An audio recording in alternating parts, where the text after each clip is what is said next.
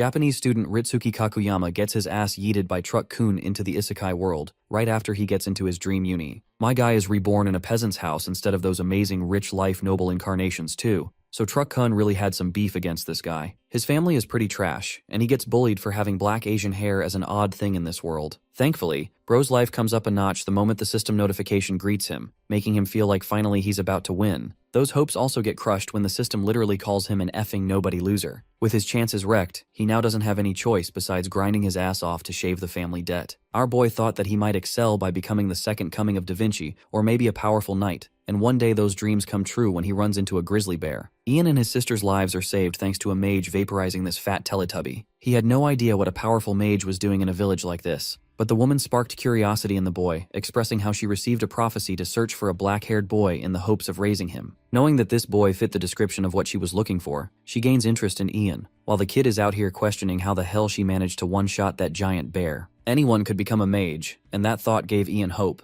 making him dream if he could one day use magic too. The kind woman assured him that he too, despite being a peasant, can change his fate and become a mage. She even offered to teach him magic, while the boy finally realized that he could reverse his shitty odds by accepting this deal. The mage takes her new student to his little study room, and immediately, Ian meets his first powerful opponent, a heavy textbook containing the absolute basics of magic, titled Moronius. Oh, and by the way, the mage actually formally went to his home to get permission from his parents and even the city lord, just to make sure things don't trouble them later. With the people expecting great things from him, Ian is ready to do his absolute best. She preps him for the first lesson, while the boy's system slowly jots down his progress level as he flips through the book. Moronius reaches a 27% completion rate, and several other heavy textbooks and weird Harry Potter spell names later, the boy eventually hits 99% for his completion rate. Moronius is fully completed. Thus the boy can now utilize the magical language perfectly and understand its usage for the mages. 7 whole years passed, yes, that much of a time skip spent on his education, and somehow this mage baddie looks the same as she was before. She believes their private tutorship has now reached an end. With Ian considerably growing up, it's time for them to take on the next step together. The boy's current and only skill is that he knows the magical language and the ability to manipulate it. In the next scene, we witness mesmerizing mountains with a serene sky, and underneath this beautiful horizon, Ian is getting his ass kicked falling from the sky. He shouts his complaints to his master for going too fast, but it's pretty clear that the teacher is enjoying this a lot. Bro is shaking in fear, expressing that he only learned a damn language in the past 6 years, so it's not like he's a proper mage or anything. His teacher watches him with intrigue, while Bro is practically begging to be saved by someone that high up in the sky. Mage Mommy ushers him to try and hone in on the voices around him, while Bro is out here thinking this psycho might be a schizophrenic because who the hell can listen to voices in a place like this? The only sound he hears right now is one of the rippling wind. But strangely enough, when Ian focuses really hard, he hears whispers and gossips of some entities, who seem to be impressed that a human is actually flying. This takes our boy by surprise, making him wonder if this is supposed to be the indicative voice of Moronius. Having managed to hear those voices, the system expresses that he's unlocked a new skill called air art, allowing him to manipulate wind magic. I just love how Bro's first practical skill is him becoming Superman. After that rigorous training session, his master continues to tease him while laughing at his sorry state. Ian taunts her for having all the fun while he suffers. Her point is actually regarding the state of the mages, who borrow the power of nature's mysteries by actually communicating with them. This is how the magic of this world functions, which takes the boy by surprise. That voice up there,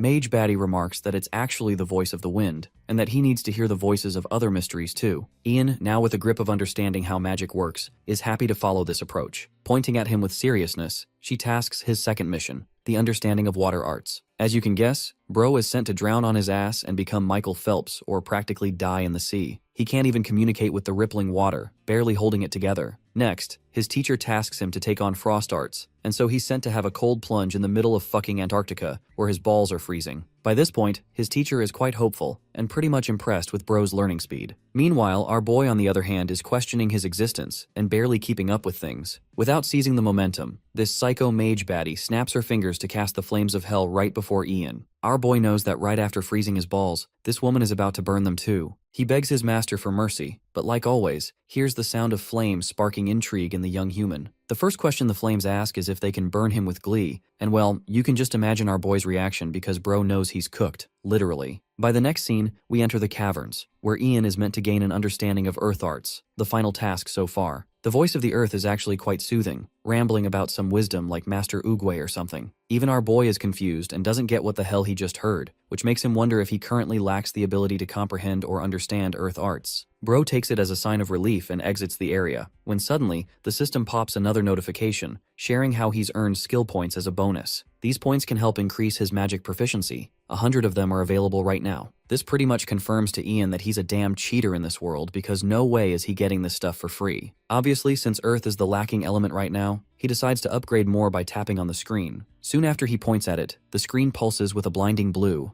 At this point, the voice of the Earth commands him, expressing that lava sits just underneath, and that if he's not careful, an earthquake could occur and cause this lava to erupt to the surface. Ian now understands what this voice is trying to say. His goal is to just get the hell out of here and confirm to his master that he heard the voice of the mystery. First, Ian commands fire to burn, creating himself light to navigate things. This time, a different voice shrieks in pain, expressing its anger for the light. Ian tries to strike a chat with it, questioning if this is also the voice of the Earth. However, this element is different. It's not an element that his own master told him about. Because you see, the only thing that truly hates light is the voice of darkness. And that is what this mystery is. Ian is startled. While outside, his master is looking into her schedule, realizing that she might have to attend an upcoming pyromancer conference. Out comes her student with haste. She congratulates Ian for succeeding at last, while he shares another exciting news of having made contact with the shadows of darkness. This revelation actually leaves Mage Baddie's jaw wide open, because clearly she didn't anticipate him connecting with the dark. It makes her question if he truly made contact with such a cowardly mystery, and her silence brings Ian concern. She addresses the boy, sharing that they need to make their descent down the mountain. The boy is happy to do that, curious where their next adventure will be. But it seems that Ian has misunderstood her words, because you see, his master means something completely different. She declares that they will officially be parting ways from here. Pointing to her left, she suggests that he head to the Chronoleak, where he will soon attend the Space-Time Sorcerer Conference, because if he is destined to learn such arts, then he'll also have the fortune of running into a competent space-time sorcerer there too. Bro is baffled, because all of a sudden he's being told to learn a completely new thing relating to space-time. Watching his confusion makes her happy. Eldith reflects that the young boy was born with a natural affinity for discovering mysteries, and based on her gut feeling, she can tell that he'll be capable of wielding the power of space-time too. With that, their contact wraps up. Eldith is excited to meet him after 3 years in Dranheim. In the next scene, we introduce ourselves to the region that she told him about. This town is pretty rural looking, though the people are bustling about. Ian is looking for the conference that his master told him about. He still thinks that woman is unpredictable as hell for sending him here. One man among the crowd appears to be a travel guide, ready to help anyone travel north. Ian recalls that his master told him the conference would be held in the north, and since he's free to travel, our boy thinks it's a good opportunity for him to leave right away. In the next scene, we have a bunch of people settling down for a camp. Among those people, Ian is also seated. One of those men, the man who called him earlier, is the merchant guild master, Leek. Leek asks if it's the boy's first time heading north, to which Ian confirms that he's only going there because something came up. The older man hears this and comments that the boy probably has no idea about Dragon Mountain then. Ian expresses his confusion, because apparently this drake is supposed to be teeming with gorgeous yet dangerous black drakes. These drakes are not easy to fend off. Leek acts buddy-buddy with the kid, and asks if he at least knows how to fight or run. Ian isn't comfortable with this dude, but he answers that he's not really confident. Immediately, the seemingly kind man turns on him and calls our boy useless, questioning his profession. With much shame, the boy shares that he's a mage. I don't know what happens to Leek because he shakes in shock and calls the boy a Lord Mage. Overhearing their conversation, a girl is drawn to the boy. This cloaked girl turns around to see what's going on, while the other men are still confused, even shocked that this kid is supposed to be a mage. Ian genuinely doesn't get why these people are so stunned, because his little revelation has shifted the environment completely. As if revering his abilities, Leek quickly turns into a subordinate and grabs the bowl, happy to serve the boy seconds. Even though Ian declines the offer, this man charges over to the food server to fetch him a new bowl anyway. More and more people begin to chat about Ian's status as a mage. Some of them even doubt his ability, believing that his appearance makes him look like a third-rate weakling guy who doesn't know what he's talking about. These haters are hating hard on our guy, thinking he ain't got all that, while Ian is a nice kid who doesn't pay them any mind. The girl from earlier who took interest in him decides to talk to him, whispering that if he's truly a mage, then the boy should try to use some spell and show these guys who's actually boss. It may seem like the assertive approach and a forceful one. Ian doesn't really get the point though. The girl explains that typically, mercenaries are known for making fun of quiet people, treating them as timid or weak. That's why it's necessary for such people to show their powers and intimidate others who doubt their strength. Because if Ian can simply do that, he will show them who's the top dog, and the mercenaries will automatically become his subordinates, willing to protect him in any trouble. The idea is a bit new to Ian, who understands where the girl is coming from, yet doesn't get what he's supposed to do in this situation. Because first of all, bro doesn't exactly have the experience of getting angry at people before. While this conversation is happening, the dude sitting around serving the food actually spits in Ian's bowl before coating it around with a leaf. This disrespect actually pisses our boy off, who can't believe that this fucker had the audacity to spit on his food. All of a sudden, the ground trembles, making the server realize that he messed up. Ian goes up to the bastard and addresses them with a powerful presence, questioning how dare he spit in his plate like that. The server is wetting his pants in fear, so he quickly submits in terror, apologizing to the Lord Mage for his heinous actions. Pissing him off even more, the server states that he just wanted to polish the plate. Ian is furious that this guy's best idea of polishing a plate is to first spit in it. The man argues that water is actually dirty, so it would have been worse. Ian doesn't really understand the meaning behind such a statement, questioning his logic. So the server explains thoroughly how water is actually full of mud and parasites. That's why he doesn't really wash plates with water, and my god bro, it's the worst reasoning ever because this man actually believes his spit is cleaner in comparison. The sentence traumatizes Ian, haunting him for the rest of the night. Bro is out here going crazy, completely turned to stone in front of the mercenaries and the servers, because this medieval age actually has no sense of hygiene at all. Frustrated, Ian coldly mutters a spell, casting the might of the flames to erupt from the nearby campfire. These flames reach heights taller than the surrounding humans, intimidating them and surprising the girl who gave him the suggestion. Maintaining his assertive tone, Ian orders them to quickly fetch some damn water, berating them for a bunch of dirty medieval bastards. Both men run full speed away to fetch the water, not knowing what they really even did wrong to begin with. In the next scene, we find the calm night. It appears that everyone is off to sleep,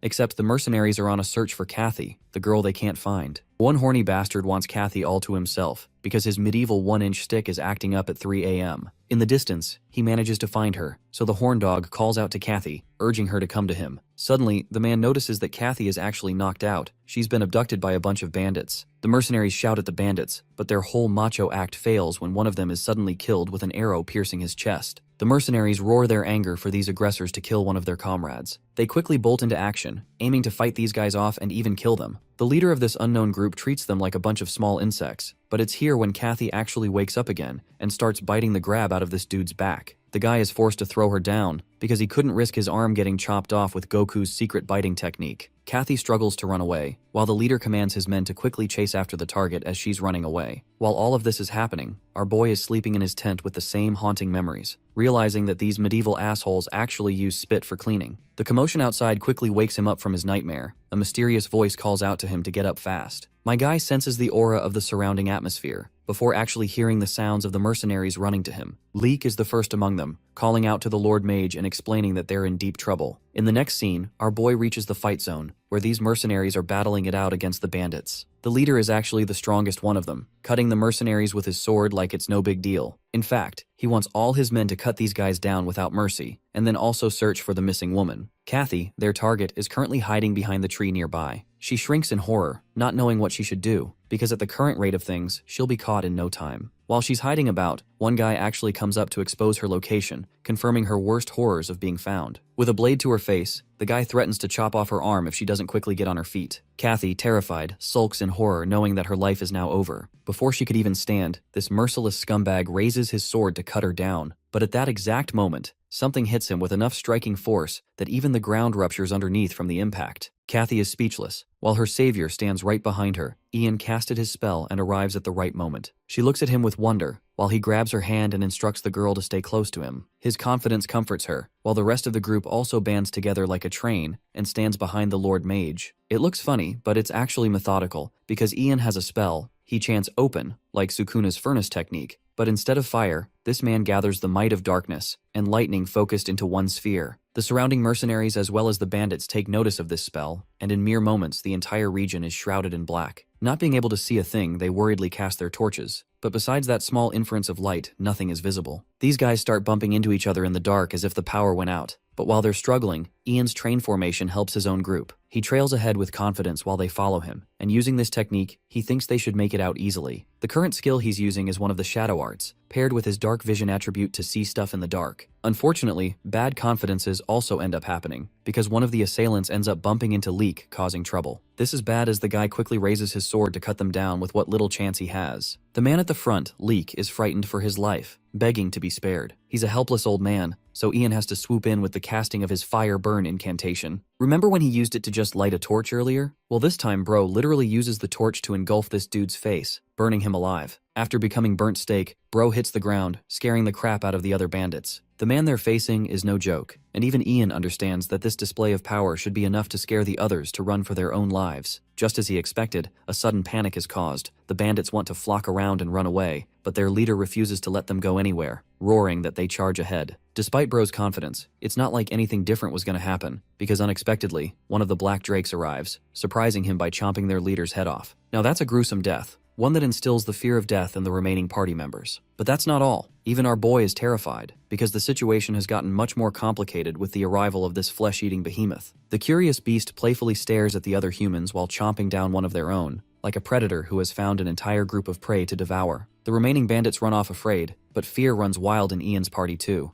Leek stutters, pointing the mage's attention to the Drake. Despite our boy's competence as a mage, he doesn't have the experience of dealing with someone as powerful as this Drake. Even Ian understands that they're headed towards total destruction, while the system remarks that they're facing an encounter with one of the primordial mysteries. This helps him automatically unlock a new skill called summoning, allowing Ian to communicate and summon other life forms. It seems like a convenient ability considering his chances against this monstrous beast, but it also makes our boy wonder if the beast before him is no different than all the mysteries that he already has encountered. They were all different elements, but if he can only communicate with this creature, they might survive. Despite his hesitation, Ian takes his chances and calls out to the Drake, who eyes him down with blood trickling down his mouth. Leek and the others genuinely think they're about to get sent to hell even with Ian protecting them, while the mage patiently stares down at the beast who growls before him in an effort to intimidate the human. Mustering some confidence in his ability, Ian continues to communicate, knowing that all this time, none of the mysteries ever dared to betray his efforts. The mage introduces himself, but in the most corniest way imaginable, expressing that he's a friend of the Drake. Yup,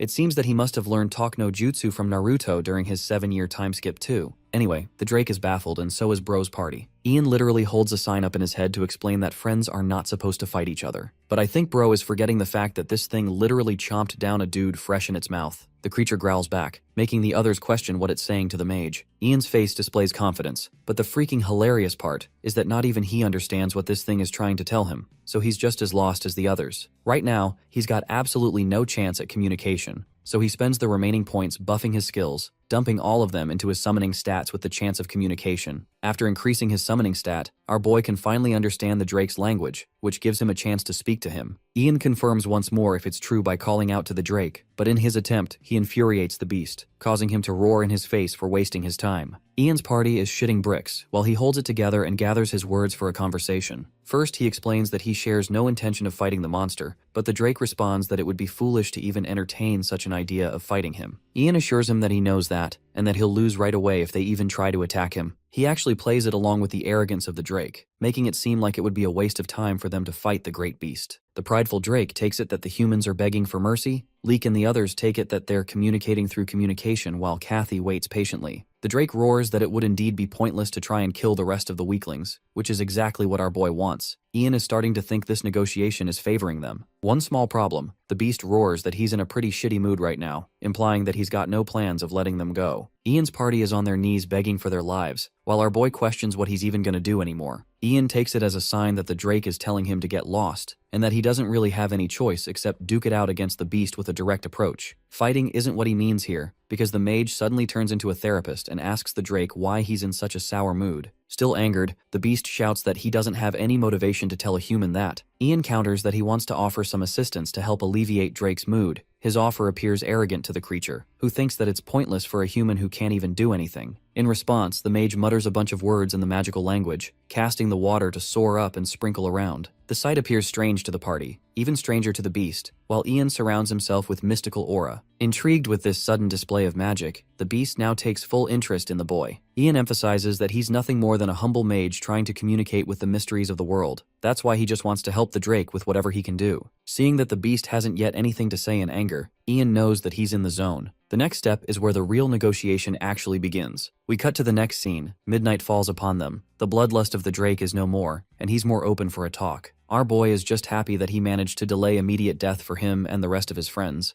but the real issue comes in the form of fulfilling the requirements. Ian figures his options, understanding that the Drake has all the leverage here, which means the mage has to be the one to make simple demands. A sudden memory of his master plagues his memory. She once told him that the mastery of magic is straight up impossible without a mastery of communication. It's the same reason why building a relationship with the mysteries is essential. Friends or not, every mystery contains its own kind of nature, their temperament. The job of a mage is to identify and empathize with such natures, going along the hearts of the mysteries. In other words, Ian learned that social navigation is a critical skill for a mage, and in a life-threatening situation like this, he has the perfect opportunity to prove himself as someone who can swindle a Drake out of a murderous mood. In order to achieve this goal, he calls for the skill window first. The system shows him a skill called Expert Summoning Management, which is basically everything our boy needs for the current trouble. Normally, this may seem like the quickest choice, but our boy takes his time and finds it really strange that the skill involves feeding the Drake some high-quality liquor. Ian is sweating bullets the more he reads this damn system's notes, because the next step requires glazing the shit out of the mysteries he's talking to. Long story short, the most helpful advice bro got from the system is to just use alcohol and become one of those simps that glaze e-thoughts on Twitter. Ian submits in defeat, realizing that this kind of task is impossible for a loner like him, while even the Drake is left questioning what the hell this dude is trying to do. Strengthening his resolve, our boy thinks that he should start off by reaching the creature's heart, as it's the only way for him to make any progress. Ian addresses the Drake, expressing that he's actually prepared a mighty gift for the glorious beast. Curious about the gift, the beast desires that he bring it forth at once. Next, Ian calls Leek, who is startled by the sudden command. Bro quickly tells this old fart to fetch the strongest liquor they have right this moment. Moments later, the man returns with the most exquisite and premium-looking box of liquor, presenting it before the Drake. The monster doesn't exactly get the purpose of this gift. Even Ian is internalizing his anger, pissed off that this monster is so ungrateful. But on the outside, my guy plays it cool and explains that it's a very precious gift in the human world. Pouring the beast a huge cup, he presents it to the monster. The Drake smells it at first, finding it a peculiar scent. The beast erupts with anger, questioning if this man is about to pull some kind of fishy 3000 IQ move on him to betray the monster. Ian's party is frightened, but my man continues with his poker face and assures the Drake that no fishy business is going on. To prove his words, my guy chugs down the whole mug without any problems. Even his party is a little shocked that he went ahead and did all that. Ian shakes it off, acting like nothing happened, but deep down, he's stunned with how strong this thing is. The Drake is a little upset that the liquor smells pretty bad, so it plugs its nose to avoid it. The mage assures him that it'll help him feel better if he just let it give it a try. The monster stares it down. The tiny little mug surely couldn't do anything to him. With forwardness, it lets its tongue out to get a small taste, while Ian's party prays for their good. Suddenly, the Drake turns into a squirming little girl. Clearly, he didn't expect such an outcome, and though he doesn't find the taste pleasant, for a wild beast like him, the substance feels addicting. Finding that perfect lead, Ian shares that the beast should try this other one too. So the night goes by and this thing is literally drunk as hell swallowing so much liquor. The Drake is in a giddy mood and has found a new addiction to liquor. But our boy's questioning how the hell this bastard is still alive after drinking 7 whole barrels down the drain. Ian and Drake have become besties, with both of them discovering how heavy of a drinker this beast is. Earlier, our boy had planned that he would escape while this big bad lizard was asleep, but that's gonna work anytime soon. Instead, Ian is chugging down the same liquor himself, when suddenly, the Drake calls out the mage for his earlier request to discover why he was in a bad mood. The drunken Drake weeps and gets all teary like a sentimental schoolgirl, confusing our boy. Apparently, the Drake is annoyed that his nest is in a bad location, a harsher location compared to the others. Despite that, his partner told him that she felt at peace. And well, bro's weeping over his girlfriend. Meanwhile, Ian comes out reflecting how in the flying fudge this ugly-looking Drake managed to secure a girlfriend while he doesn't even have one. The creature wallows in pain, expressing how his partner eventually started getting teased by the rest. It made him feel guilty on her behalf, and in his anger, bro broke up with his own girlfriend. It's hilarious because Mr. Tough Guy's roar hilariously wakes up Leek and the others from their sleep, and then also puts them back to bed by reaping their souls. Well, Ian can understand this feeling. The Drake is feeling the loss of a lover no differently than a human. At the same time, a plan comes to his mind to change things for the better. He calls out to the beast, explaining that he could use magic to fix that wretched nest. The monster is shaken with this support. Ian chimes in and asks for something in return, asking for one simple favor. By next morning, Ian walks about, while Leek is still daydreaming some shitty romantic dream. Our boy taps this timid clown's head, and actually gets triggered that this old fart isn't waking up. Ian threatens to snap his finger out if he doesn't wake up right away. Bro looks at him with the most JoJo-ass GigaChat expression ever. His glare terrifies Leek, causing him to shout and wake up, while the rest of the group also topples down because of him. All this time, Ian has been pulling their asses together on a cart, because soon after that dragon let out a roar, they all fainted on the spot. Kathy thinks she made a mistake tagging along with these guys, while the others ask if the drake already went into its nest. They hug each other in comfort, scared that the monster will come out at any moment and slaughter them. Ian assures them that the dragon is at its nest, waiting for his arrival. He's already made a deal with the creature to help save the lives of his friends. Just hearing that makes these clowns suddenly turn into his #1 fans, while Ian is left wondering if he should have left them to die. Back then, he told the monster that he'd fix his nest in exchange for the lives of these people. Hearing those words, Leek and the others chant the name of the brilliant archmage, honoring him. Our boy doesn't get where this is all coming from, because apparently these guys are under the impression that the mage actually beat up the big bad dragon for them, and after scolding the creature, he sent it back to its nest, before forcing the creature to surrender to his mercy. These losers are ecstatic with a wave of emotion coming over them. They want to serve this man for the rest of their lives. Ian is just annoyed and orders them to be ready to depart without ditching him by the time he's back. They agree to this command, expressing that they're united as one, and soon after, Leek asks them to check on the number of mercenaries they have on them. Kathy notices this, and for some reason is observant of her surroundings. Let's cut to the part where the dragon takes our boy to his nest. It's a rocky little setting. Ian expresses his shock, causing the dragon to jump his ass for acting like it's unsolvable. Our boy clarifies that it's not unfixable at all, it's just that he's sleepy, and bro's stamina is at an all-time low. Ian just wants to quickly get done with things so he doesn't get bogged down later. His objective is to simply push back protruding rocks and create more space here. Focusing himself, he communicates with the calm Earth, who talks back to the human. Ian asks for a favor, and immediately the Earth declines, stating that it's busy. Bro realizes that this thing is not happy with him at all, while the anxious dragon wants immediate updates. The mage explains that the Earth isn't even listening to him, so he's going to try again when its mood improves. He has an understanding that the Earth is going to be angrier, even if he makes a second request, while the dragon argues that if that's how things are, then it just can't be helped. Instead of getting angry with the mage, the dragon actually thanks Ian to actually give it a shot for someone miserable like him. Even our boy gets in his feelings, while the dragon asks him for his name. Ian introduces himself, so the beast also introduces itself by name, Longtail. He wants the two of them to be friends, so our boy holds its paw, creating a new bond and confirming the summoning requirement of this beast. The system assures him that our boy can use the monster anytime he wants, but even then, he feels shitty for being unable to do anything about his friend. The beast calls out to the human, expressing that they should at least celebrate their friendship,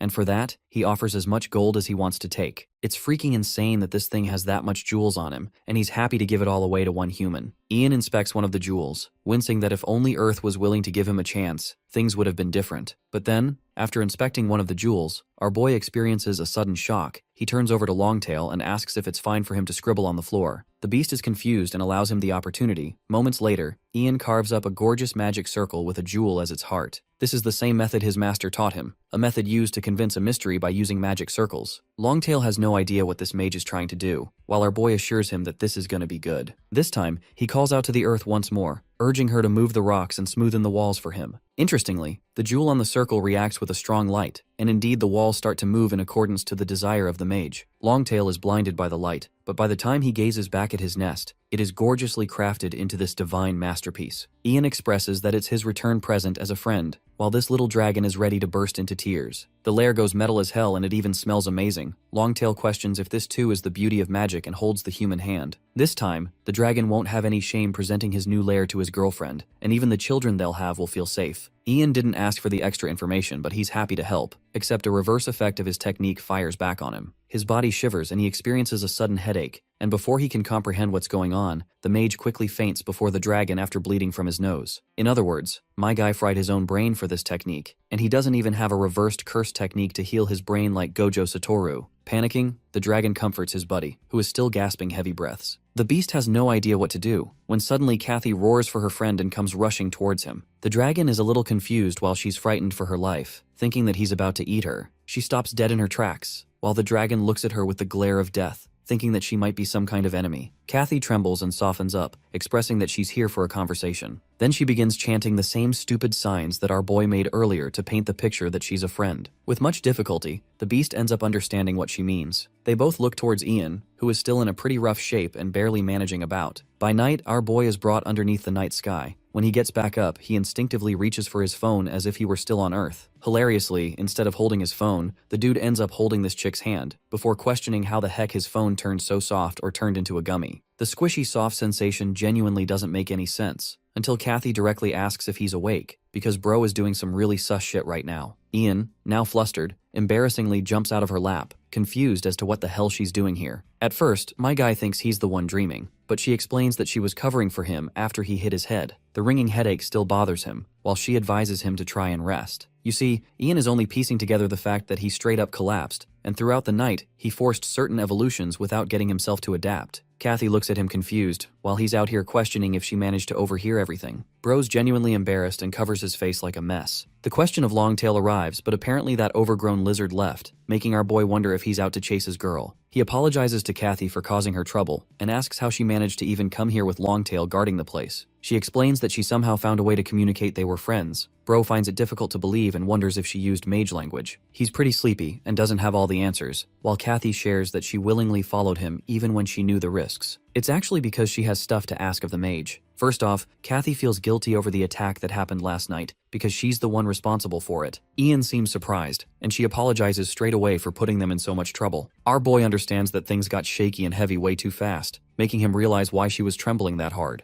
Ian theorizes that she must have some kind of beef with the bandit while she's offended at the suggestion. Bro is even willing to state that her face looks like a bandit, but Kathy decides to go vulnerable with him to reveal a huge secret. Ian expects this to be a corny plot twist, like her being some kind of princess of a country. In reality, she drops a bombshell that her real name is Lucy of the Tarian family. She's a noble. The bandits were sent on behalf of her fiancé. Ian then suspects that it might be some kind of bratty lover's quarrel like it always happens. Kathy is upset with his trashy assumptions, sharing that she intended to disappear far away from her fiancé's control. However, she lost the confidence to escape ever since the events that occurred yesterday. Grasping his hand, she begs him to help her escape. Ian is a little overpowered with her suddenness, questioning what she's even running away from, or if it's really that bad. The girl emphasizes that her family, the Tarians, are a baronial house that govern the Fianlep region. Except because they had a shortage of knights to defend them, they were constantly at risk of being attacked. Because of that, a territorial war was always looming over them, threatening the very destruction of their family. In haste, she was married off to a knight who was once a mercenary captain as means to control the situation. Because this man had insane influence in his mercenary team at the time he was active, all the threats posing their family vanquished. Things seemed fine at first. The guy seemed okay with his position as the son-in-law of the Tarian family, but then things collapsed quickly. He went mad in the thirst for power, thinking that he could do anything.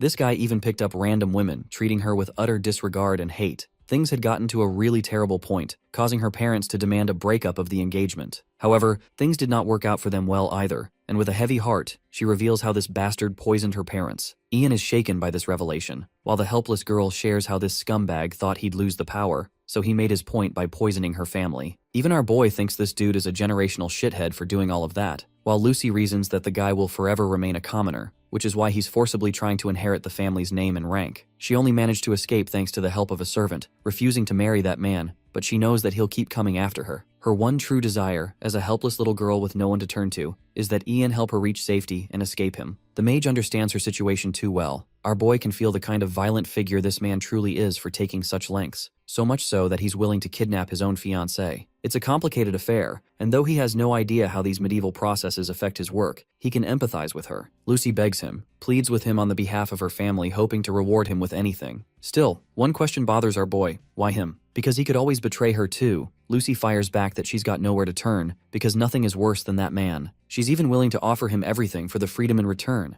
In fact, this woman is so desperate she's ready to help him take the rank of a noble by becoming a part of the Tarian family, even though later there comes an offer from a little princess saying that she would marry someone common and a farmer's boy like him. And this is truly an incredible chance for a farmer's son to become connected with the nobility in a world like this. Ian still cannot decide what he truly wants for himself. If that happens, he would become part of the nobility, but he would no longer remain the disciple of Elidith, and would not live the life of a mage the way he always wants to. Maybe that kind of life would still be fine for him. And on the other hand, it could also become a good way for him to live as a nobleman while dealing with politics and power. Right now, he stands at a crossroads regarding his destiny and the kind of person he truly wants to become, whether he should live as a nobleman or continue as a mage. Still, he is born into a fantasy world for a reason, so he believes he should use this opportunity to push his magic to its absolute limits. By helping Lucy, he should be able to gain experience as a mage, while also earning enough money to support himself with stable expenses. Because of that, he decides that from now on, he will drive away all the kidnappers and simply allow everything else to follow its natural course. He clears his throat and tells Kathy that she should probably ask someone who can use a sword far better than him, because a mage is not exactly a warrior, and he cannot do much for her during moments of danger. Even so, he still agrees to help her as long as she is willing to pay him, and after that, everything that happens will depend on him. Kathy immediately bursts into tears of joy and becomes deeply grateful for his help.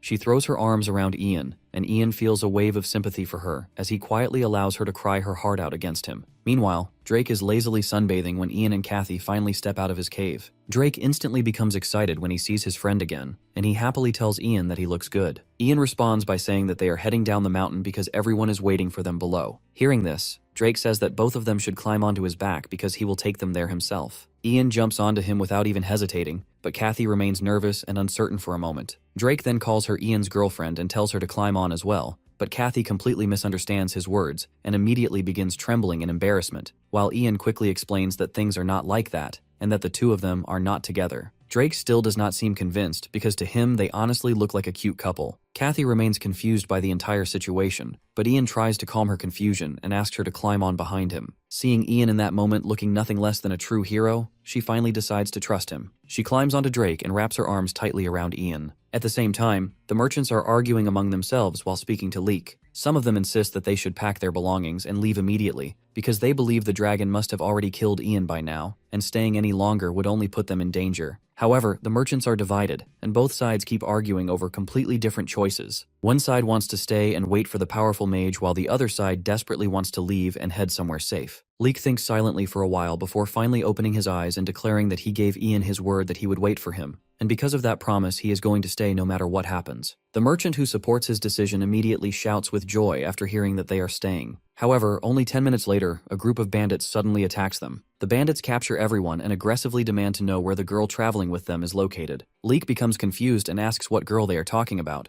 but one of the bandits explains that they mean a beautiful young woman with dark blue hair and warns Leek that pretending to know nothing will not save him from the situation. Leek suddenly realizes that they are talking about Kathy, but when everyone turns around, they discover that she has not been near them for quite some time. The bandits immediately assume that all of them are lying and begin threatening to kill everyone while the terrified merchants scream in fear. Then suddenly Leek realizes that their protector and savior Ian has returned. Everyone quickly turns around and sees Drake charging toward them at incredible speed while Ian and Kathy ride on top of him. One of the bandits nervously asks if the woman riding there is the girl they are supposed to capture, but panic already begins spreading among them because the creature is rushing toward them at terrifying speed. The moment they finally realize that it is not a dragon but a drake, they immediately abandon everything and run for their lives. Once the bandits are finally gone, Leek is deeply grateful that Kathy is safe, although he is also furious because if it had not been for Ian, she would have ended up in terrible danger with all the bandits and the people hunting her down. One of the merchants asks how those men even managed to discover Kathy's whereabouts in the first place, but that mystery has to wait for another time because none of them understand how the pursuers began tracking her the moment they arrived. None of them can understand how people who follow the same heavenly god church can be so cruel either. Hearing the church's name makes Ian pause because he has not heard it in ages, yet he knows it is one of the great religions of the world, and its doctrine strictly forbids enslaving fellow believers. Even so, human traffickers and criminals have ignored those commandments for years and continued selling and exploiting people anyway. More importantly, even after witnessing a mage and seeing Drake with their own eyes, those bandits still refuse to abandon their pursuit of Lucy. Ian realizes that he is dealing with desperate and stubborn people who are willing to risk everything for money, and that thought unsettles him because at this rate, they will eventually track Lucy down for sure. That possibility terrifies him because he knows he cannot handle a large group of enemies all at once. Because of that, he asks Drake for a favor, and Drake instantly agrees without hesitation. Ian asks him to drive away the men from earlier, and if necessary, even kill them. Drake's eyes sparkle with mischief the moment he hears that,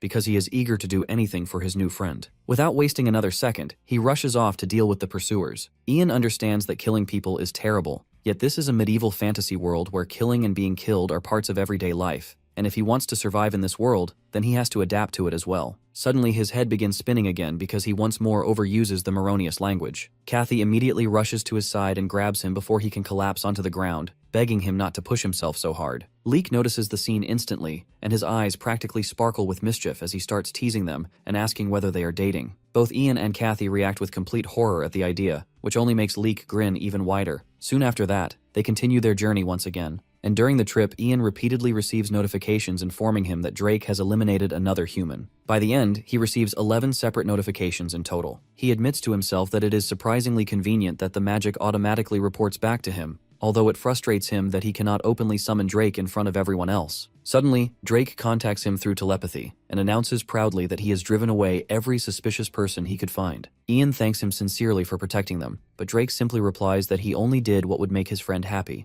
Then Drake asks whether Ian is truly leaving because he hates saying goodbye, though he admits that this is farewell for now. Ian understands that Drake cannot leave the mountain range, and that realization saddens him because it means they may not see each other again for a long time. Drake thanks him once more for everything he has done, but before ending their conversation, he suddenly brings up the mystery of the phoenix. Naturally, Ian becomes interested immediately. Eventually, they arrive at the Riverville, and Ian keeps thinking about Drake's words regarding the phoenix. Rumors claim that an ice phoenix lives somewhere within the northern mountains, and Ian feels an intense urge to see it for himself. According to legend, a phoenix is a creature that never truly disappears after death and possesses the ability to change through every attribute, including fire, ice, wind, and even stone. It is known as a monster with extraordinary adaptability to any environment, and Ian quietly wonders if it might somehow be possible to create one. As they reach the gates, Leek and the merchants announce that they intend to meet the lord of the village and ask Ian and Kathy whether they would like to accompany them. Ian immediately decides against it because if Lucy wants to escape safely, then staying away from powerful nobles and high-ranking officials is probably the smartest option. Because of that, he says that the two of them plan to rest at an inn before continuing their travels. Instantly, the merchants begin teasing Ian and Kathy again,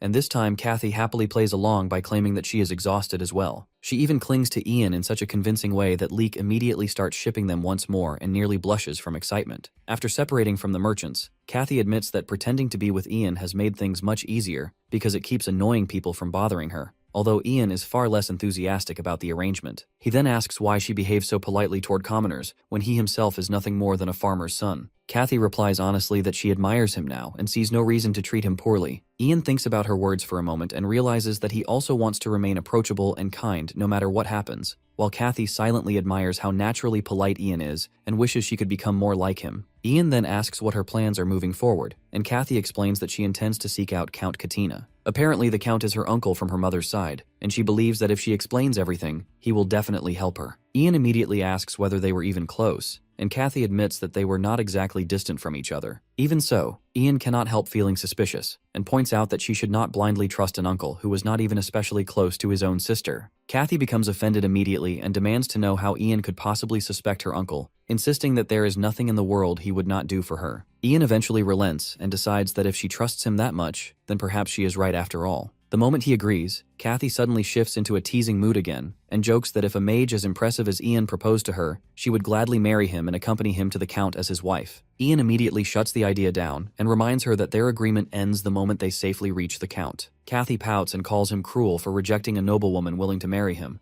but Ian casually replies that there are plenty of women in the world besides her. Kathy instantly grows irritated by that answer and storms ahead toward the inn in frustration. When they finally arrive at the inn, Ian hands over a bag of gold to the receptionist and pays for a room and a bath for the night. The amount is more than enough for both of them. The receptionist then casually asks whether the girl will also be taking a bath, but the moment Kathy hears that question, she becomes horrified and hurriedly insists that she is perfectly fine without one. Ian initially assumes she simply dislikes bathing and thinks she is already filthy enough to need one badly, but after a moment, he realizes the truth. Public baths in this medieval world are completely exposed, and Kathy is obviously uncomfortable with the idea of bathing publicly in front of strangers. Understanding her hesitation, Ian simply tells the receptionist that he alone will use the bath. Kathy immediately lets out a relieved sigh. Unfortunately, while this conversation takes place, 3 suspicious people sitting nearby quietly observe Kathy the entire time. Ian notices their stares at once and instantly becomes protective. He quickly tells Kathy to pull her robe tighter because people are watching her too closely, and he does the same himself to avoid attracting further attention. However, by that point, it is already too late because those strangers have clearly fixed their eyes on Kathy and have no intention of forgetting her face now. On the other hand, the men watching Kathy are entertaining disgusting thoughts about her. It is the first time they have ever seen someone as beautiful as her, and to them she looks almost like an angel descended from heaven itself. What irritates them even more is the fact that she is traveling beside a skinny black-haired boy like Ian, and in their minds someone like him does not deserve to be near a woman like her. They exchange mischievous glances with one another and quickly come to the conclusion that since Ian and Kathy are clearly not planning to stay at the inn for very long, they need to act immediately if they want a chance to take her for themselves. Their intentions are vile from the very beginning, and they decide that today is their only opportunity to make their move. While they continue plotting among themselves, elsewhere inside the castle, the Lord of Riverville is speaking with Leek. During the conversation, Leek suddenly realizes that this is a perfect opportunity to earn the Lord's favor and perhaps secure a safe stay within the castle itself. Because of that, he begins flattering the Lord heavily, praising him until the man grows visibly pleased and arrogant from all the compliments. Once he feels the timing is right, Leek finally reveals that during their travels they encountered a mage. He excitedly explains everything from how the mage managed to tame a dragon to how he saved every single one of them from a terrible fate. Leek even reveals that the mage is currently staying at an inn within the town itself. The moment the Lord hears this, his expression changes completely, because instead of excitement, he feels immediate dread. He thinks about how disastrous it would be if such an unpredictable mage suddenly lost his temper and unleashed a dragon upon his territory. Not only would his people suffer terribly, but the situation is already dangerous enough because another troublesome force is currently stationed within Riverville. That force is the Holy Santiago Knights, a fanatical order devoted entirely to serving God. They fight both as monks and warriors, roaming the land in search of demons and monsters, rather than participating in ordinary wars. They proudly call themselves protectors of humanity, yet the Lord privately considers himself righteous zealots who bring chaos wherever they go. The mere thought of those Santiago Knights crossing paths with a dragon-taming mage terrifies him, because he is certain that if conflict erupts between them, his peaceful little town will be destroyed in the process. Determined to prevent that disaster at all costs, he immediately orders his commanders to prepare a room for Leek, and then commands them to summon the Santiago Knights at once so he can keep both sides separated before anything catastrophic happens. Meanwhile, Ian and Kathy sit together eating breakfast at the inn. After finishing his meal, Ian announces that he plans to take a bath and casually tells Kathy to head upstairs to the second floor once she is done eating. The moment she is left alone, one of the suspicious men sees his chance and quietly follows after her as she walks through the inn by herself. He suddenly approaches her and claims that the black-haired boy sent him to escort her immediately to the docks because there is an urgent matter waiting there. He explains that Ian is currently in the bath and asked him to bring her over as quickly as possible. Kathy, naturally kind and already anxious because of the danger surrounding her, instantly believes him. Her thoughts immediately jump toward the possibility that the bandits have returned to kidnap her again, so she hurriedly follows after the stranger without questioning him further. However, when she catches sight of Ian peacefully bathing, she instantly realizes that something is terribly wrong. Unfortunately, by the time that realization reaches her, it is already too late because someone suddenly throws a cloak over her face. Ian notices the movement immediately, and just as one of the men attempts to attack him, the man suddenly loses his footing and crashes down because of Ian's magic. In that instant, Ian realizes that this situation does not resemble the schemes of Lucy's fiancé at all. This is something entirely different,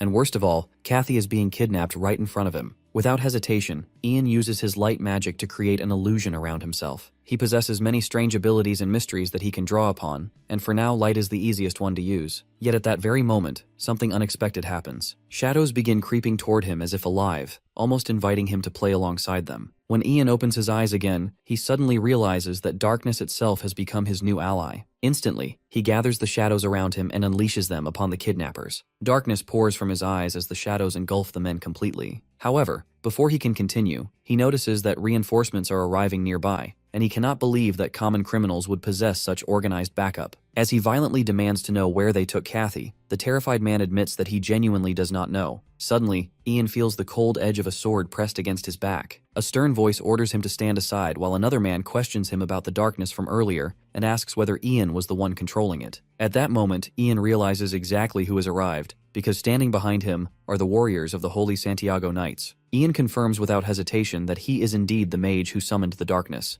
Although while speaking he cannot stop thinking about the terrifying old man standing before him, because the sheer bloodlust radiating from him is overwhelming. The criminal immediately begins begging the knights to save him and shamelessly lies that the mage suddenly tried to kill him for no reason at all. Ian stares at him in disbelief, unable to comprehend how casually the man twists the truth. The old knight narrows his eyes and re-dietrichs that if Ian truly is a mage, then such murderous intent is entirely believable. Hearing that instantly irritates Ian, but the old man continues speaking and claims that mages are all the same because they possess dangerous bloodlust and believe they can do whatever they please without consequences. Ian takes deep offense to those words and anger begins rising inside him. However, before he can respond properly, the old man speaks with such authority that Ian realizes something important about this world. Here, having a foul mouth and overwhelming presence is often treated as proof of strength and skill. Even so, another knight suddenly steps forward and declares that regardless of Ian's abilities, it does not excuse him for using wicked magic. Ian pauses at those words while the knight explains that surrounding himself with darkness is an act of turning away from the heavens and rejecting the light of the sun. According to him, hiding within darkness is nothing more than the behavior of a coward. Ian thinks carefully for a moment before clearing his throat and calmly arguing back that the laws of heaven allow both day and night to coexist. He then asks them that if heaven truly belongs only to the light, then why does night exist at all? The moment those words leave his mouth, the knights fall into complete existential confusion. Their expressions shift dramatically as they try to process his argument, and soon many of them become strangely fascinated by him because they realize this young mage possesses a level of intelligence far beyond what they expected. Taking advantage of the silence, Ian politely asks them to excuse him because his sister has recently been kidnapped, and he desperately needs to rescue her. Instantly, the knights realize the criminal deceived them from the beginning, and every one of them turns toward the lying man with fury in their eyes. The old knight then orders a man named Dietrich to keep watch over the criminal before marching toward the inn himself. As a form of apology for wasting Ian's valuable time, he declares that he will personally help rescue Ian's sister and ensure her safety. Soon afterward, they arrive at the docks where the remaining kidnappers are attempting to smuggle Kathy away on a boat. She is tightly bound inside a body bag while the men hurry to escape before anyone catches them. The knights instantly recognize what is happening and become furious because the criminals are already preparing to flee. Meanwhile, Ian notices something important about the timing. The sun is beginning to set, and because of that, he realizes he can use his magic far more effectively now. The old knight asks everyone how they should proceed, and insists that for the sake of rescuing the innocent girl, they must work together. The knights become excited at the thought of battle, but Ian quickly warns them that charging directly onto the boat could be extremely dangerous. The old man refuses to back down, and insists that he is willing to do anything necessary to help save her. Ian then explains that he noticed a large hook nearby, and plans to pull the boat back toward the shore somehow. The old knight stares at him in confusion, and asks whether he intends to use shadow magic for such a thing, because he cannot understand how that would even work. Ian casually explains that he possesses introductory knowledge from many different schools of magic, and can use multiple forms of magic instead of specializing in only one. The old knight becomes even more confused because throughout his life, he has only ever seen people dedicate themselves entirely to mastering a single element, rather than several at once. Without wasting more time, Ian suddenly begins chanting in his infamous Moronius language and calls upon the river itself, asking it to create obstacles and force the boat back toward the shore. Almost immediately, the river responds to his command. Powerful currents begin twisting violently, dragging the boat backward while waves crash around it and throw the vessel into chaos. Because of that sudden shift, Ian finally manages to rescue Kathy safely. The moment she is freed, she clings tightly to him in relief. Ian immediately realizes that if she continues acting this affectionately, the old knight will quickly understand that they are definitely not siblings at all. Because of that, he awkwardly hugs her back while secretly thinking about how exhausted he already is. His energy feels dangerously low, and all he wants now is to finally return to the inn and take a peaceful bath. Unfortunately, Ian has no idea yet that in this world, something as simple as enjoying a quiet bath is nearly impossible for him. Meanwhile, back at the castle, an emergency letter suddenly arrives. As it turns out, Bernard, the eldest son of Riverville, along with Hansen, the Knight of Riverville, are already rushing toward Ian's location. Both Bernard and Hansen notice the thick smoke rising in the distance and immediately assume that it must be coming from a battle. At once, they begin worrying that the Lord's fears may actually be coming true, and that the knights and the mage have already started a full-scale conflict within the region. Hansen secretly thinks that this entire situation is already troublesome enough because he has been forced to drag along the sheltered young master the entire time, and after seeing the expression on Bernard's face, he becomes even more convinced that bringing him here was a terrible idea. He is exhausted from constantly babysitting a spoiled child like him. However, when they finally rush toward the source of the smoke, they discover that it is not coming from a battle at all. Instead, the knights are actually assisting Ian while he takes a bath in the open, something that leaves Ian himself extremely uncomfortable and nervous. Bernard and Hansen burst into the scene immediately, and Hansen quickly tells the young master to stop where he is. The moment he realizes that nothing dangerous is happening and that it is literally just a bath, both of them stand there utterly dumbfounded. Neither of them can understand how anyone could casually bathe outside in the open like this. Even so, Bernard remains suspicious and convinces himself that there must be something deeper going on beneath the surface. He begins looking around intensely for any hidden meaning or secret behind the situation. Suddenly, he starts shouting loudly that as the son of the Lord of Riverville, he has every right to receive a complete explanation about everything happening here and demands that someone brief him in full detail. He immediately throws a childish tantrum while Ian watches the entire scene with an increasingly uncomfortable expression. The old knight, whose name is Elder, calmly says that he will explain the situation, but Bernard arrogantly cuts him off and snaps that he was not asking Elder anything because he wanted Ian himself to answer. His disrespect toward Elder is obvious as well. Bernard then proudly introduces himself as the heir of the family before rudely ordering Ian to get out of the bath and show proper respect toward him. Ian immediately realizes that this behavior resembles something Kathy once told him about. In this world, nobles apparently practice a strange tradition known as mage baiting. It is a custom where nobles intentionally provoke mages in order to test their power and temperament. If a mage silently tolerates the insults, then people view them as weak. But if the mage reacts fiercely with anger, then they are acknowledged as truly powerful. Realizing that Bernard is likely trying to provoke him intentionally,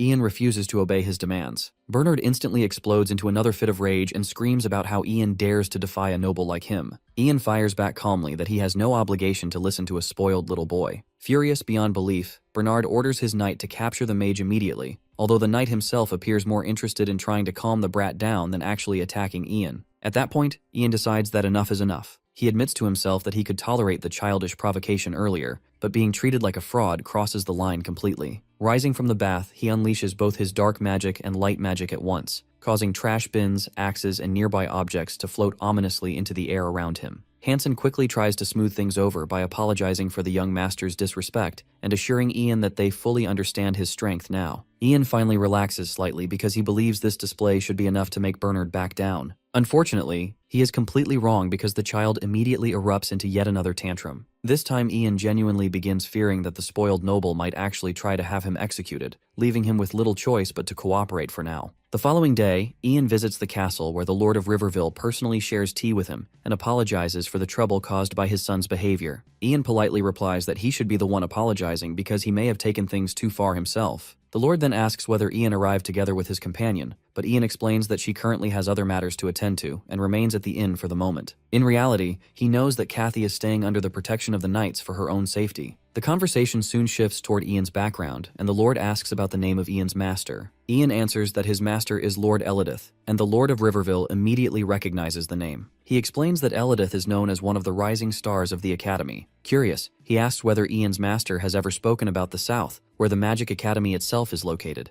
Their discussion then drifts toward politics, as the Lord asks whether Ian plans to travel toward the Principality of Palgar or the Principality of Roxelin. Ian admits that he has no idea what those places even are, causing the Lord to explain that tensions between the two territories have been growing increasingly dangerous lately. Apparently, the Principality of Palgar has begun setting its sights upon Roxelin, and Ian quickly realizes that this likely means war may soon erupt between the nations. The Lord then asks whether Ian himself plans to head south as well, but Ian explains that he is actually traveling east because he is searching for a certain mystery. Hearing this, the Lord decides to offer him a gift. Ian becomes confused when a chest is suddenly placed in front of him. The Lord encourages him to open it, and when Ian does, he discovers a staff resting inside. The Lord explains that the staff once belonged to a renowned aeromancer, and that it is called Wing's Gate. Ian carefully picks it up and instantly notices how perfectly it seems to suit him. Although it looks like nothing more than an ordinary staff on the outside, holding it strangely feels like finally obtaining the perfect prop for a real mage. Even so, he genuinely appreciates the gesture. The Lord explains that this should be considered a token of gratitude for forgiving his son's outrageous behavior. Ian sincerely thanks him and happily accepts the gift. However, the moment he returns from the meeting, he suddenly hears someone desperately screaming his name.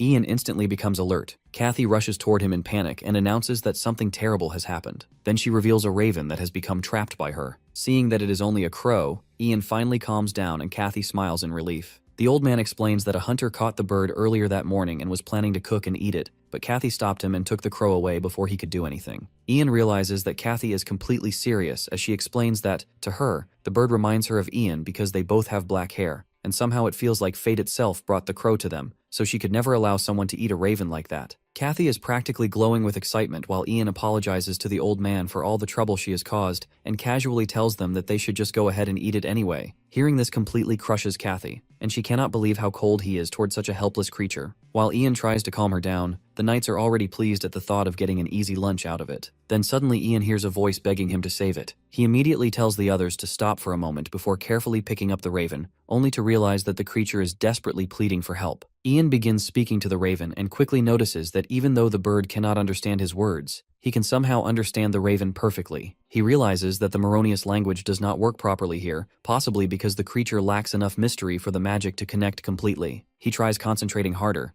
but the raven keeps panicking and repeating itself over and over again until Ian finally snaps and angrily tells it to shut up because he is already going to save it and does not need to hear the same desperate plea 100 more times. The raven instantly goes silent, and Ian thinks that even if the crow cannot understand his language properly, it definitely knows when to read the mood and stay quiet. The knights stare at him in disbelief because the mage is casually speaking to a crow as if it were another human being. Ian explains that the raven is begging him for help, and Kathy becomes overjoyed because now her beloved crow is going to survive. She beams happily and says that she knew from the beginning that the bird was special. Elder comments that the young lady seems capable of sensing mysteries in the same way Ian can, and Kathy becomes even happier hearing herself compared to him. Ian then carefully heals the crow's broken wing, and Kathy happily says that now the injury should recover quickly. After that, she asks what they are going to do with the bird, because if they simply return it to the hunters, it will just end up getting eaten anyway, and saving it would have meant nothing. Ian thinks quietly for a moment while looking into the crow's eyes, and the raven once again begs him not to abandon it, because the humans around here are terrifying. Even though Ian thinks the creature is unbelievably annoying, he still sighs and places it on his shoulder. Kathy immediately asks if they are really taking it with them, and Ian replies that they are, at least until its wing fully heals. Kathy lights up with excitement and insists that they need to give it a proper name. She throws out several suggestions, but Ian dislikes every single one of them, so eventually he decides on the name Oberon. Kathy immediately loves it, and from that moment onward the crow becomes known as Oberon. The bird proudly declares that they may now bask in the honor of serving him, and Ian instantly thinks that the crow is already becoming far too cheeky for its own good. Kathy then suggests that perhaps they should continue traveling together with the knights, because she has realized it would be much safer than wandering around alone as only the two of them. Ian thinks about her words carefully and realizes that she does have a point, because ordinary bandits would never dare attack a group protected by the Knights of Santiago. Still, he wonders whether it would even help them if the knights are not heading toward the same destination. Before he can think any further, Elder walks over and asks why they both look so worried. As he sits beside them, he explains that regardless of how talented Ian may be as a mage, traveling alone with a woman is still extremely dangerous. Because of that, he proposes a deal regarding a dangerous monster that has recently appeared within Count Katina's territory. Elder explains that while traveling there, the knights plan to hunt down a creature known as the Manticore,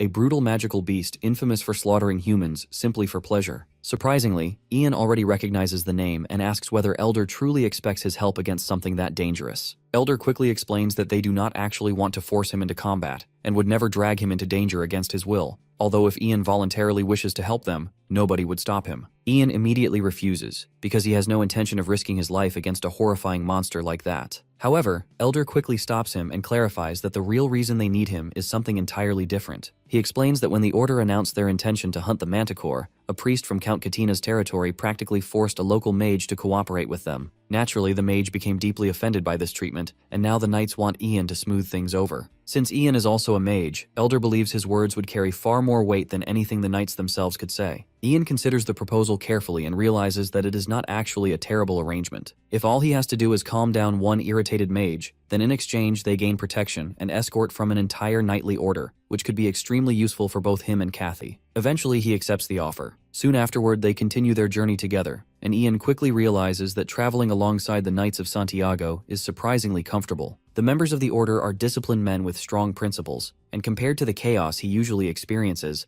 the journey becomes almost stress-free. Still, if he has one complaint, it is that nearly every single knight constantly tries to convert both him and Kathy into their religion. At first the conversations are tolerable, but before long the endless preaching becomes repetitive, exhausting, and irritating, because Ian has no interest in abandoning his own beliefs, simply because someone else insists upon it. Later that night at the campsite, Elder quietly sits beside him and comments that it is a shame. Ian immediately asks what he means by that. Elder explains that if only Ian could hear the voice of God, then perhaps he could become a cleric for the Order. He explains that clerics are essentially church mages who wield the mystery of faith itself. Ian thinks deeply about those words and wonders if someone could truly speak to God, then perhaps he could finally ask about his strange status window and the reason he was reincarnated into this world in the first place. Curious now, he approaches Dietrich and asks whether he can study their holy book as well. After some time, Dietrich patiently teaches Ian how to read passages from the Bible and even compliments him for being so open-minded toward their faith. However, Ian suddenly loses interest, and Dietrich notices the strange shift in his expression and asks what is wrong. Ian replies that Dietrich just complimented him a moment ago,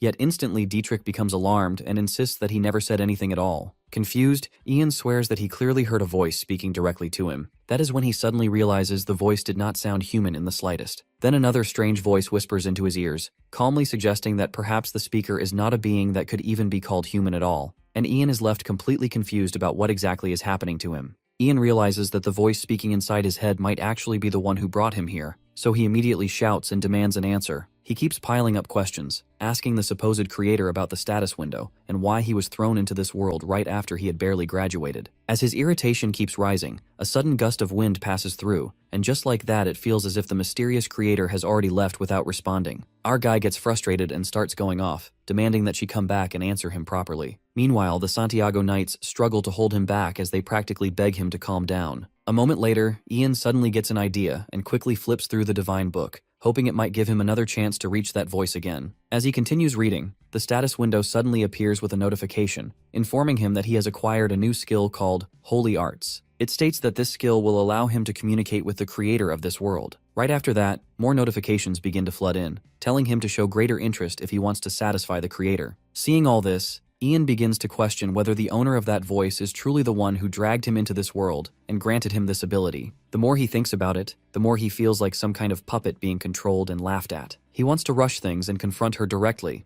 but his holy arts level is still too low to start any real conversation. In the end, he gives up for now, deciding that he will have to uncover more mysteries and gather enough points to level up his holy arts. A few days pass during their journey, and at one point a group of bandits tries to ambush them. The knights handle the weak amateurs without much trouble and then check on Ian, asking if he is fine. Ian responds that he is safe, and asks the elder if he is alright, since they were the ones actually doing all of the fighting. The elder laughs it off and says that no matter how much of a geezer he turns into, he is still not going to lose to some amateur bandits. Ian takes the chance to ask him more about his past, and brings up that he has heard he used to be a mercenary. The elder admits it and says that even if he looks like an old man now, he was once a hotshot known all around. He explains that he had to start using the alias Elder, because whenever people heard his real name, they would come after him just to gain attention and make a name for themselves. Hearing this, Ian starts wondering if the man really was that famous. After the bandits are taken care of, one of the knights reports to the elder and informs him that the road ahead splits into two paths. He explains that the eastern path leads to the Count's castle, while the western path goes toward the Manticore area. The old man then tells Ian that the mage he mentioned lives somewhere near the Manticore area and points in that direction, asking him to hurry. Ian stops the group for a moment and suggests to Kathy that they should first go meet the mage before heading to the Count's place. Lucy immediately refuses and says she will go alone instead. Ian gets concerned and asks if she will be alright on her own. She smiles and responds that she is not a child, and she is confident that the eastern path will take her straight to her uncle's place. She waves goodbye and leaves without hesitation. Watching her go so casually makes Ian uneasy as he wonders if she will really be fine. He then decides to deal with the mage as quickly as possible so he can check on her before anything goes wrong. The old man asks the boy why his sister left without him, but Ian simply replies that he will catch up to her soon and quickly shifts the topic back to the mage. The old man leans over Ian's shoulder and asks if he is mentally prepared to face what is coming. He tries to scare him by explaining how dangerous mages can be, and adds that the one they are about to meet is already upset because of the order. Ian questions why the knights are the ones cleaning up the order's mess, and the old man casually replies that they are paid a heavy amount for it. That answer makes Ian realize why all the knights are wearing such shiny and expensive armor. Then, the old man shows a bit of sympathy and reassures him that since Ian is also a mage, the other mage might calm down once she sees his face. Ian starts wondering what kind of person she might be, since this will be his first time meeting a mage other than his master. Meanwhile, the female mage named Monty Campbell, who looks more like an unpleasant witch, is seen stirring a pot of soup. The scene shifts back to some time earlier, when the Order approached her and asked for her magic to help capture the Manticore. The Order behaved rudely and told her to feel grateful since the forest was under their control. This attitude makes Monty angry, and instead she offers them a chance to try her cooking if they want her help. She uses the horrible smell of her soup to scare them off, and it ends up working. As the story shifts back to the present, the knights and Ian arrive close to the witch's place. The elder informs him that the mage they are about to meet is Manny Campbell, and introduces her as a well-known plant sorcerer. He continues by explaining that she can control plants freely, and is even capable of brewing extremely deadly poisons from them. The elder then adds that the real reason they came here is to obtain her poison, which they need in order to hunt down the Manticore. Just then, a terrible smell spreads through the air, making the knights quickly cover their noses in disgust. Mani appears, laughing in a casual yet wicked manner, and says that she has been waiting for them and is pleased to see that they actually return to try her delicious soup. She presents them with a bowl of her chicken garlic soup that smells awful and clearly dangerous. The knights keep their noses covered while reluctantly holding the foul-smelling bowls in their hands. When the elder tries to explain that they did not come here to test her strength through such a dish,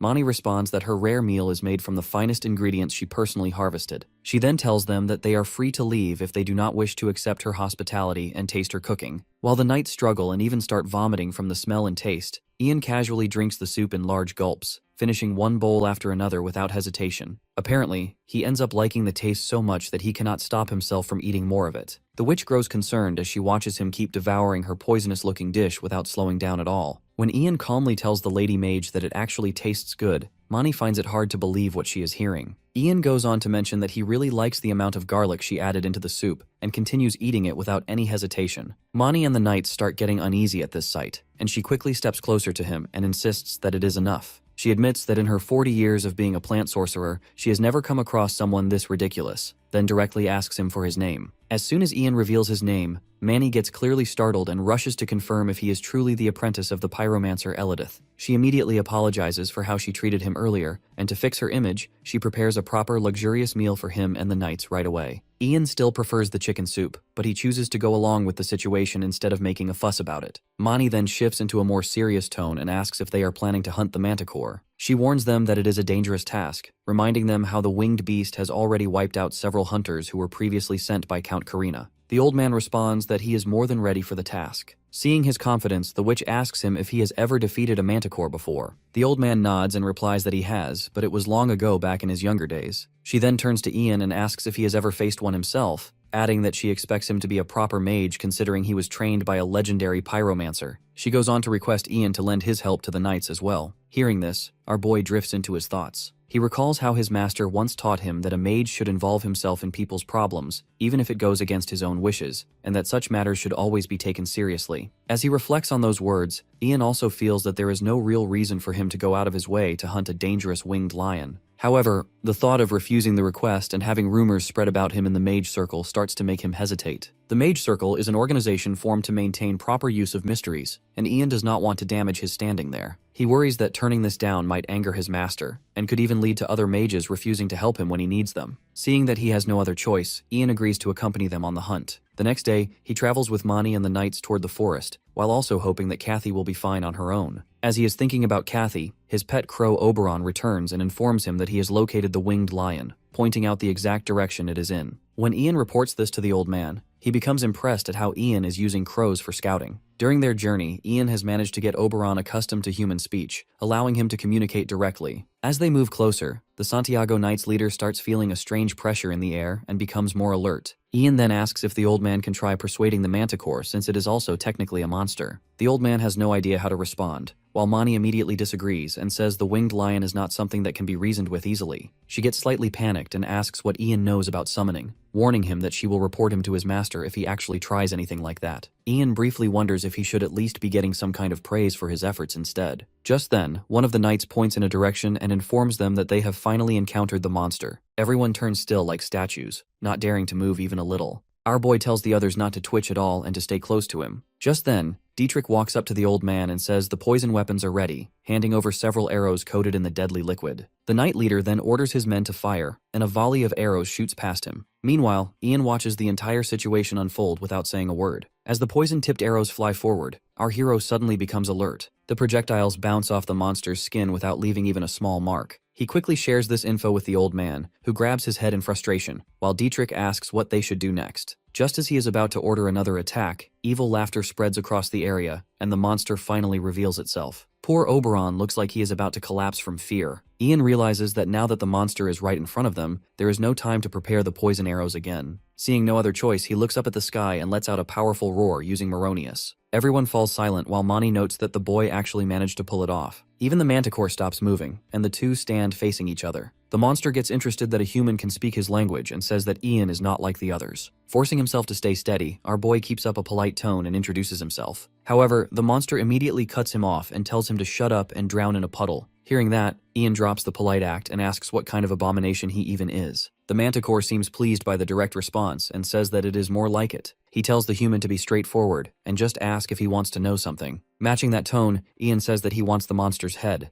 The answer makes the creature laugh out loud, saying that he likes him. He then offers the mage a deal, telling him to join forces with him and tear those filthy humans apart. The idea shocks Ian, while the manticore keeps talking about how he will enjoy the taste of human flesh. He tells the boy he can have as many women as he wants, and after he is done, the manticore will eat them too. The monster starts getting excited by the thought, but our boy cuts him off with a disappointed sigh. Spitting on the ground in front of the creature, he says the idea is too disgusting to even consider. Our boy and Oberon both raise their middle fingers and throw out insults that would make his mother have a heart attack. Dietrich tries to speak while clearly nervous, but gets cut off as the manticore squares up, ready to fight. Switching to English, he thrusts his paw forward like a spear and declares that Ian is a human worthy of being killed by him. Our hero is more shocked that the monster can speak in the common language and freezes in surprise. Mani quickly reacts and casts a spell, stomping her foot on the ground. Plants begin growing rapidly, forming massive vines that rise up like a wall and separate the beast from them. However, the old man does not calm down, and instead starts scolding Mani for her actions. She looks confused and says she trapped the monster, but the old man reminds her that his men are trapped as well. She pauses for a moment before arguing back that the knights are not helpless and will manage somehow. Suddenly, the old man freezes as he hears a scream from the other side of the wall. Worried for his men, he runs off, while the two call out for him to stop. A short while later, they reach the spot, and he immediately asks if everyone is still alive. The mood turns serious as a knight says they survived, but Dietrich is badly injured. Lying there in pain, the loyal knight apologizes for letting the monster escape,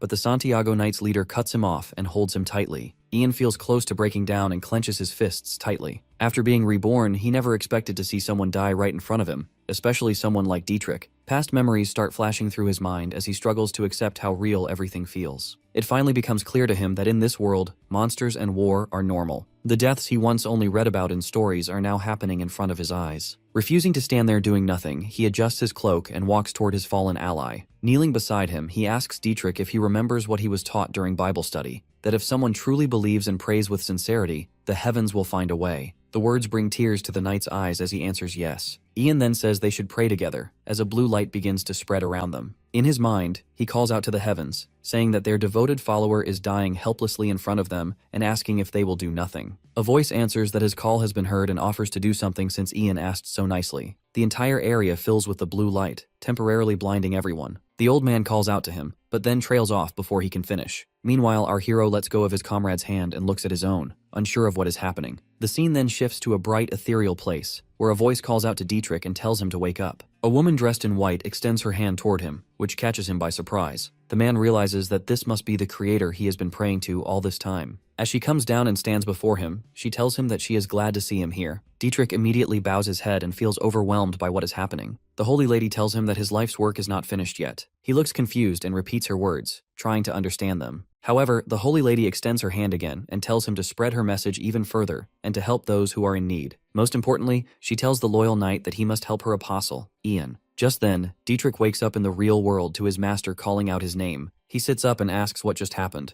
Our boy says his name as he walks up to him and asks how it feels to be reborn. The knight immediately starts crying and holds onto Ian's hands tightly. He says that our hero saved him because the creator must have ordered it. Our hero gives a nervous smile and remembers that he was only able to use holy arts because the Holy Lady allowed him to borrow her power. He asks how the knight knew that, and explains that the Holy Lady told him that Dietrich still has much to do in this world. Remembering the words of the great being, the knight shouts in excitement and starts calling Ian a holy apostle. The other knights assume that he might have taken a hit to the head and agree to keep an eye on him for a while. Watching the scene unfold, Mani comments that they seem very cheerful for people who were close to dying just moments ago. Seeing his men back in good condition, the old man asks if they are ready to fight the manticore again. Our hero sends Oberon ahead to scout the area first so they can understand the situation better. The knight leader becomes concerned that something might happen to the bird, but Ian dismisses the worry, leaving him confused. Our hero tells the squad that the manticore is not some run-of-the-mill low-level thug, so they need to be fully prepared to deal with him. The scene then shifts to the manticore, who is busy attacking a nearby town and chasing humans through the streets. A young man is leading his father away from the monster, but the old man suddenly slips and falls to the ground. The son calls out to him, but it is already too late as the manticore moves in for the kill. Before the monster can bite down, the young man grabs a pitchfork and tries to scare him away from his father. He holds the weapon up even though his whole body is shaking badly. The manticore understands that the old man is his father and makes him an offer. He tells the man to kill his own father, and in return, he will spare everyone else in the area. The young man refuses the offer and tells the monster to die. The manticore does not seem bothered by that response at all. He raises his paw high and prepares to slice them apart. The father and son hold on to each other, ready to accept their end. But at that moment, an arrow flies in and strikes the monster in the eye. The Santiago Knights leader rushes forward and deflects the incoming attack, while the manticore screams in pain. The father and son finally get a moment to breathe as the old knight shouts for his men to get ready. The soldiers move in quickly, while the manticore glares at them and shouts that they are rushing toward their deaths. However, Ian calls out to the monster and calls it an idiot. Having mastered the secret arts of rage baiting, he claims the manticore is only delaying his unavoidable defeat. The monster shouts back at him to be quiet, but our hero continues and wonders if this is how a defeated dog sounds. The rage bait works as the manticore charges straight at Ian at full speed. At the last moment, our hero smiles as Mani steps forward and raises her staff. She activates another plant growth spell which wraps the monster tightly in vines. The old man then orders his men to act, and they throw clay bottles at the trapped manticore. The The beast becomes even more furious as he gets covered in the strange liquid. Meanwhile, Mani tells Ian that it is his moment to shine now. Our boy steps forward and activates his fire magic with a snap of his fingers. The manticore realizes too late that the liquid is oil and immediately gets engulfed in flames. His screams slowly die down while Ian shows no reaction, mogging his enemy till he is nothing more than crispy bits. After everything is over, the citizens step forward to show their gratitude to the knights, who calmly claim they only carried out their duty. From the background, our boy throws a cold stare at the Santiago Knights leader, watching the senile old geezer soak in all the praise. Oberon looks at him with innocent eyes and sarcastically asks why his great master is not getting the respect he deserves. He tells the annoying little fluffball to zip it, then wonders if his display of roasting a manticore alive with fire magic actually intimidated the citizens instead. Right then, he is genuinely caught off guard when a young man and his grandfather step forward to thank him for saving their lives. He freezes for a moment, unsure how to react since he never expected anyone to thank him in the first place. A wide smile spreads across the old man's face as he notices that reaction. The knight leader suddenly bows in gratitude to the mighty mage who saved everyone from the big, bad manticore. Ian awkwardly responds that he only followed Mani's commands, so there is no need for him to bow like that. That response surprises the knight leader, who did not expect such humility to match his skills and presence. In his experience, kids like him usually grow up into heroes whose reputations make them seem more noble than actual nobles. Soon after, a group of guards approaches the knights and asks if they are the ones responsible for taking down the beast. Instead of answering directly, the Santiago Knights leader demands that the fools state their identities first. The men apologize and explain that they are guards from the Count's castle. Our boy is surprised when they invite both of them directly to the Count's castle. At the Count's mansion, the knights are welcomed with a banquet worthy of their achievement. Lucy's drunk uncle loudly praises their strong sense of justice, applauding them for fearlessly slaying such a dangerous, unholy beast. The old man grins and casually claims it was nothing special for warriors of their level. His words clearly make the Count a little jealous, wishing he had guards like them protecting his estate. Man ignores the fact that his own guards are standing right there listening. Next, he starts buttering up the witch, promising he will do everything in his power to make sure no priests ever step foot in her forest again. Then his expression suddenly turns serious as he looks at Ian, mentioning he has heard quite a lot about him from his niece. The man is left stunned when he sees the kid is far too busy stuffing his face with meat and bread to even notice he is being addressed. When his little buddy finally points out that the important-looking man is speaking to him, Ian throws a cold stare at the scumbag who just interrupted his 3-course gourmet meal. Firmly grabbing a loaf of bread like it belongs to him, he casually apologizes for not paying attention because the food is simply too good to ignore. Hearing that, the Count pretends to overlook his earlier disrespect. Instead, the man applauds him for keeping Lucy safe. As a reward, he orders his butler to open a chest. Inside, there is a brightly glowing magic scroll inside. It is said that powerful spells are inscribed onto such scrolls, which release their stored magic the moment they are torn. Seeing such a rare item right in front of him, our hero is completely dazzled. Holding the fine paper in his hands, he carefully observes the inscriptions written across it. The Count smirks and asks if the gift he arranged specifically for him meets his expectations. Our hero expresses his gratitude for such an incredible reward, but the Count replies that it is only fitting for the hero who safely brought back his precious Lucy. With a snap of his fingers, the doors to the banquet hall swing open. Right then, the noble girl walks in wearing a beautiful dress, along with a ridiculously long magician's hat, half her height. That goofy awe hat nearly makes our guy choke as he struggles to hold back his laughter. As Lucy takes a seat beside her uncle, he wonders where she even found such a ridiculous cosplay piece. Shyly locking eyes with her hero, Lucy softly asks how he has been. After watching the way the two look at each other for just a second, the knight's leader teasingly reminds him that he once called her his sister. Judging from her expression, she sees him as something more than that. Moving forward,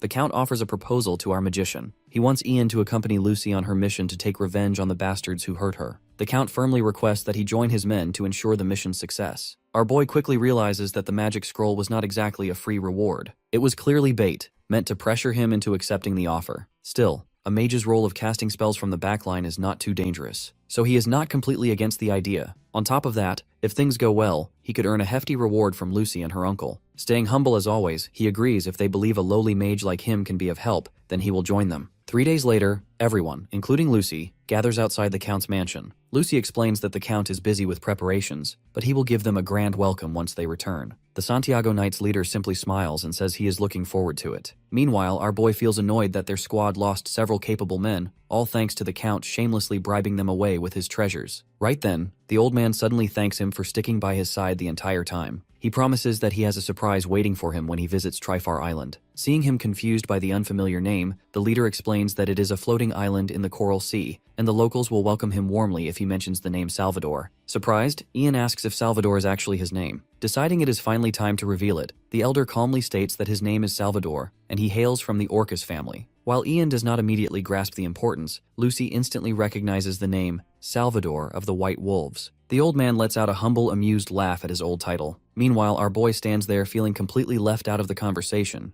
Realizing he is clueless, Lucy explains to the moron that he is standing before the former leader of the Emperor's private mercenary team, the White Wolves. Their leader was so skilled with the sword that rumors say the Emperor himself granted him the title of Swordmaster. That means they are currently in the presence of a living legend. Oberon and Ian don't give a duck, however, both staring blankly like it is no big deal. Shocked by their reaction, Lucy hypes the old man up. She is confused why he is not losing his mind and doing backflips over breathing the same oxygen as someone of that level. On the other hand, Salvador does not look too surprised by Ian's dull reaction, since he more or less expected it. Even so, he does enjoy when people flock around him and go crazy after learning his true identity. With that, the Swordmaster and the witch prepare to depart. One of the knights grabs our boy's hands. He overly emotional as he asks if they will ever meet again. Before they leave, Salvador shakes Ian's hand and promises to meet him again on the floating island. The old man then wishes him safe travels until that day comes. Later, the Count steps onto a stage to address his army. Each step feels heavier than the last as memories of his niece's request to avenge her mother run through his mind. Never in his wildest imagination did he expect Grime to make a move on Lucy after what he had already done to her mother. Even so, marrying Lucy off to one of his trusted retainers would turn her into a powerful political shield. His territory would become far more secure, and he would gain more control over the barony. With that in mind, the sly man plans to have a private talk with his niece once things calm down. After that, the Count delivers a powerful speech, firing up his soldiers to put an end to the injustice and crimes carried out by Grime.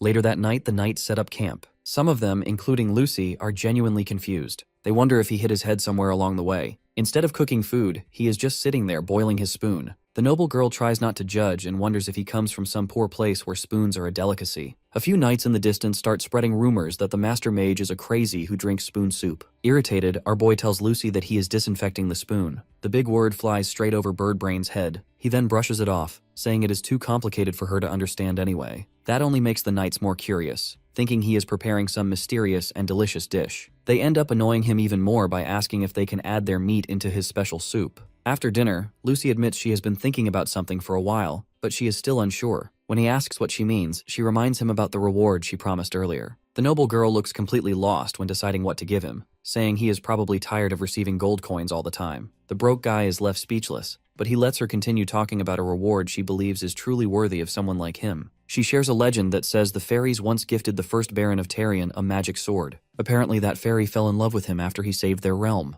Lucy is completely enchanted by her ancestor's story, but Ian is not buying that low-tier romance tale at all. He questions why the Tarion family was never granted a higher title than Baron if they possess such a legendary weapon. That instantly cracks her little fantasy, and she awkwardly admits that all of this happened hundreds of years ago. Then she adds that there is just one teeny tiny problem standing between her and the sword. It is buried inside the first Baron's grave, which means they would have to rob it to get their hands on it. Shocked, our boy just stares at the unhinged girl who casually expects him, a complete outsider, to rob her own great-great-grandfather's grave. Even then, he asks if she is really fine with giving away such a priceless family treasure, since her family could clearly use it to strengthen their barony's reputation. He tries to convince her that there are better ways to use it, but Lucy just pouts in anger. The noble girl snaps, explaining that he gave her a second chance to fight back. Her hands tremble as she says everything he did changed her life, so he deserves a reward of equal value. She stands up, embarrassed and clearly upset that he is making light of something she put so much thought into. Calling him a dense dum-dum, she storms back to her tent. After hearing all that, the guy with the IQ of a rice cooker realizes he should have handled that better. Right then, a red-headed knight calls out to him, asking if he can have a moment of his time. At the same time, a farmer nearby threatens to beat the life out of some knights if they dare steal from him. The scummy dirtbags mock him, saying they might consider leaving if he hands over a few chickens. One of them jabs a finger into his chest, claiming that knights marching to war cannot survive without food to fuel them. However, his arrogance disappears the moment he spots a crow landing on a nearby tree branch. He immediately recognizes it as the Master Magician's pet. Out of nowhere, Oberon starts warning them that the Master is coming. While the three idiots are still shocked that the crow can talk, our boy casually greets them from behind. The trembling trio slowly turns around with stiff expressions, instantly realizing they are screwed.